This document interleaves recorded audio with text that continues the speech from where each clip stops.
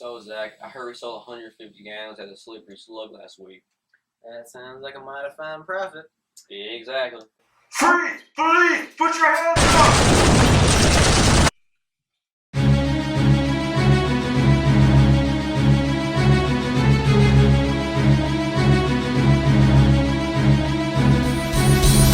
Hi, I am Zach, and welcome to a U.S. history course where we will crash knowledge into your brain.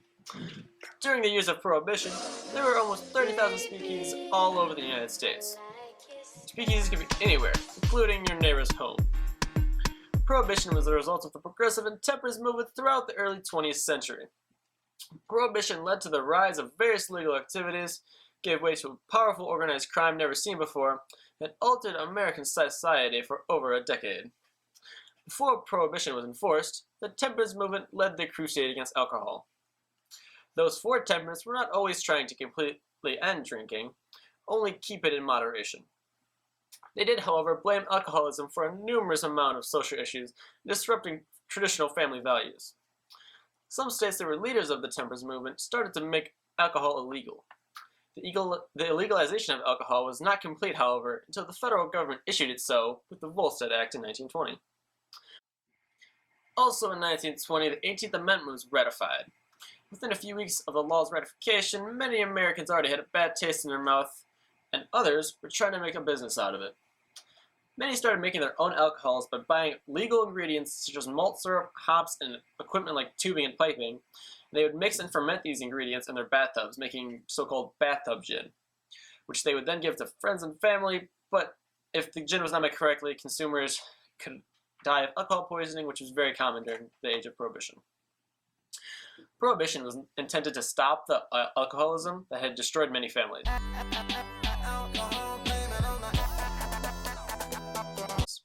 At first, when Prohibition was enforced, it seemed to be working as the alcohol-related deaths began to drop and public drunkenness also diminished.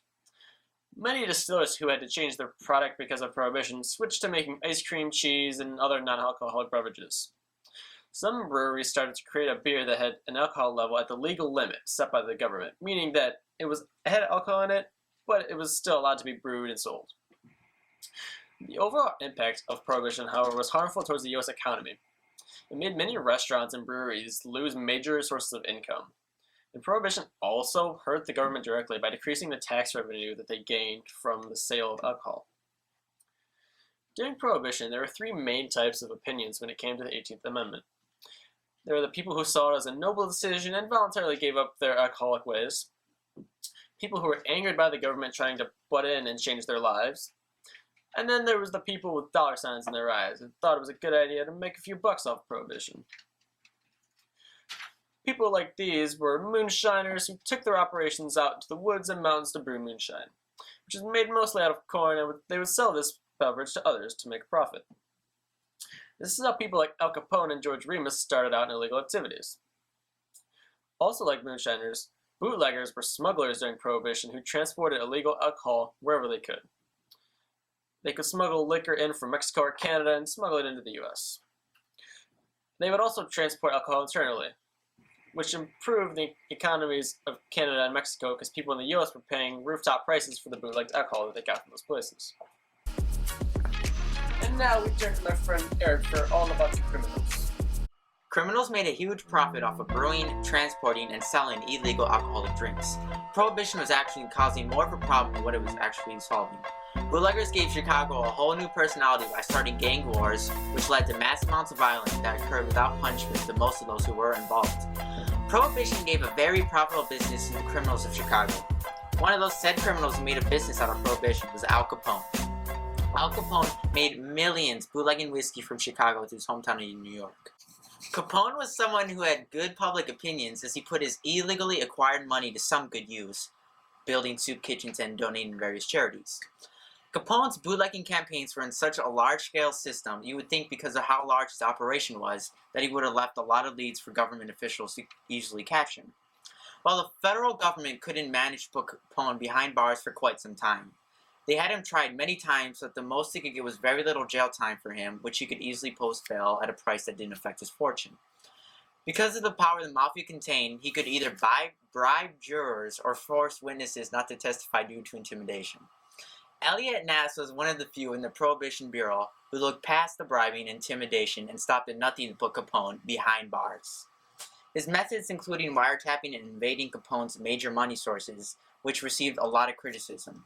The only reason Capone, though, was actually jailed was for income tax evasion. Capone amassed a self-fortune of over $100 million before his death on January 25th, 1947. Another individual who turned to a life of crime was Meyer Lansky.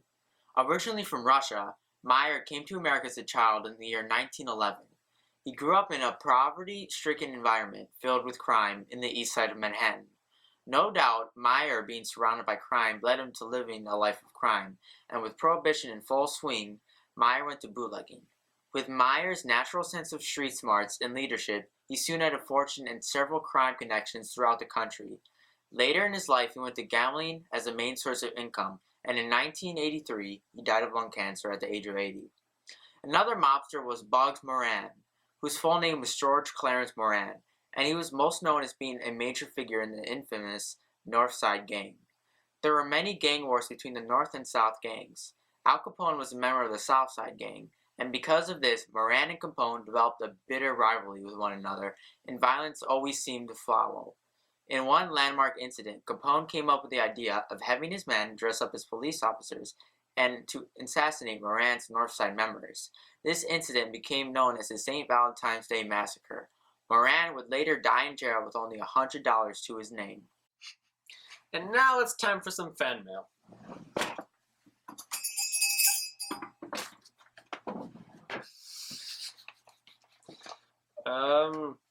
It's guessing for some bail money. Who's this from? Matt Smart. Get that out of here. Alright, let's see, try this again. Time for some real news. Some real questions. There we go.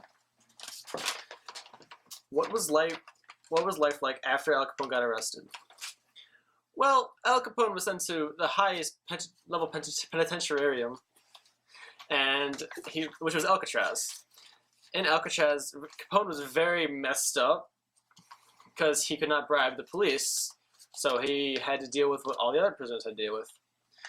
After Alcatraz, his mind was so messed up that he could no longer return his life of being a gangster, to which he went to Florida and then retired there for the rest of his life until his death. There are many common misconceptions surrounding Prohibition. During Prohibition, the consumption of alcohol was not illegal. Neither was making wine at your own home for your own consumption. You were even allowed to stock up on alcohol before Prohibition was actually enforced. Many wealthy private clubs bought enough alcohol beforehand to last up to 14 years. Damn.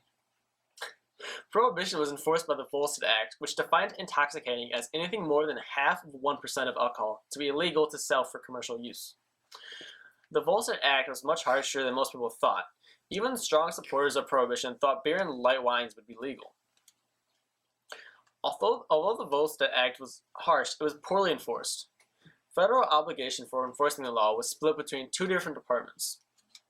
A fledgling Prohibition Bureau established to arrest violent violators, get evidence, and get rid of liquor by dumping it.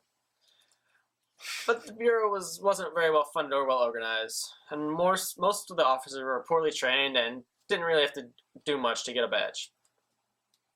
There were only 15,000 agents to cover the entire country. The ratio of agents to citizen was 1 agent for every 70,000 Americans. Besides the Prohibition Bureau, there was the Justice Department, which was meant to handle the prosecution of the violators. But a lot of corruption. While Prohibition was intended to be a noble solution for Americans' drinking habits, it was doomed from the start. The law on Prohibition tended to be confusing for some people who followed it, and most other people didn't seem to care whether or not to follow it or not. Prohibition paved the way to organized crime, not seen previously. Criminals who gained wealth and fame from Prohibition are still the topic of studies in American history today. Herbert Hoover had this to say about Prohibition: a great social and economic experiment, noble in motive and far-reaching in purpose. while Mark Twain felt the opposite and said, "Evidence proves that prohibition only drives drunkenness behind closed doors and into dark places, and does not cure it or even diminish it." To many people's disappointment, prohibition was not the solution to curing Americans' alcoholism. Alcoholism is a disease that only those who have it can get the help they need to cure themselves. It may have been worse than the habit to this day. For many people to follow prohibition will be known as a noble failure.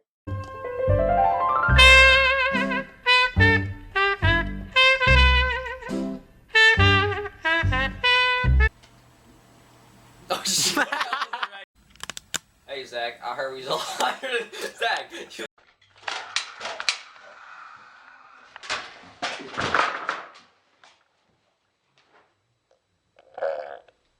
well, I don't want to mess it up. I don't want to do like a really bad take. So just no.